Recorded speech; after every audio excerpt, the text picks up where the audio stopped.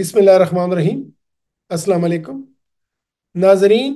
آج طب کے شعبے میں خواتین کا کردار کسی سے ڈکا چھپا نہیں ہے، چاہے یہ ڈاکٹر کے طور پہ ہو، چاہے یہ نرسنگ کے طور پہ ہو، چاہے یہ پیرامیڈیکل سٹاف کے طور پہ ہو، چاہے یہ ڈائگنوسٹک کے طور پہ ہو، یا چاہے یہ ریسرچ کی فیلڈ میں ہو۔ طب کے ہر شعبے میں خواتین نمایاں کردار ادا کر رہی ہیں، اور شاید طب کی ترقی میں اگر مردوں کا جتنا رول ہے تو اس سے کم رول خواتین کا بھی نہیں ہے، بلکہ بہت سے شعبوں میں خواتین کا رول مردوں سے بہت زیادہ ہے۔ پھر جب ہم گینی اور آپس یا خواتین کی بیماریوں کا ذکر کرتے ہیں تو دنیا بھر میں عموماً اور ہمارے معاشرے میں پاکستان میں خصوصاً خواتین کا کردار کافی نمایاں ہے۔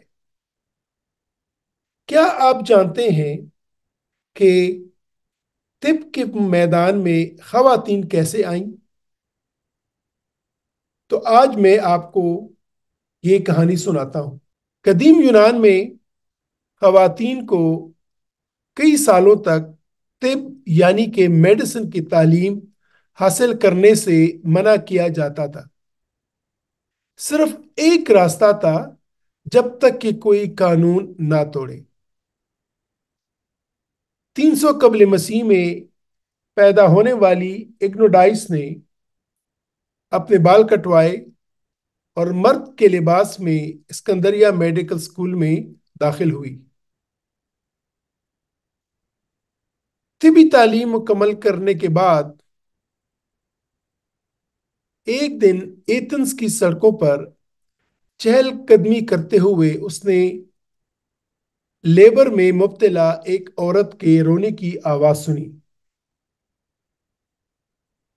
تاہم عورت نہیں چاہتی تھی کہ ایگنوڈائس اسے چھوئے، حالانکہ وہ شدید درد میں تھی، کیونکہ وہ سمجھتی تھی کہ ایگنوڈائس ایک مرد ہے۔ ایگنوڈائس نے کسی کو دیکھے بغیر اپنے کپڑے اتار کر ثابت کیا کہ وہ ایک عورت ہے، اور اس عورت کو بچی کی پیدائش میں مدد کی۔ یہ کہانی جلد ہی عورتوں میں پھیل گئی اور تمام بیمار عورتیں ایگنوڈائس کے پاس جانے لگیں۔ مرد ڈاکٹروں کا حسد بڑھ گیا اور انہوں نے ایگنوڈائس پر الزام لگایا، جسے وہ مرد سمجھتے تھے کہ وہ خواتین مریضوں کو ورغلا رہا ہے۔ اس کے مقدمے کی سماعت میں ایگنوڈائس عدالت کے سامنے کھڑی ہوئی اور ثابت کیا کہ وہ ایک عورت ہے، لیکن اس بار اسے طب کی تعلیم حاصل کرنے اور بطور خاتون طب کی مشق کرنے پر موت کی سزا سنائی گئی۔ خواتین نے اس سزا پر بغاوت کی، خاص طور پر ان ججوں کی بیویوں نے جنہوں نے سزائے موت دی تھی۔ کچھ لوگوں نے کہا کہ اگر ایگنوڈائس کو مارا گیا تو وہ اس کے ساتھ اپنی موت کے منہ میں جائیں گی۔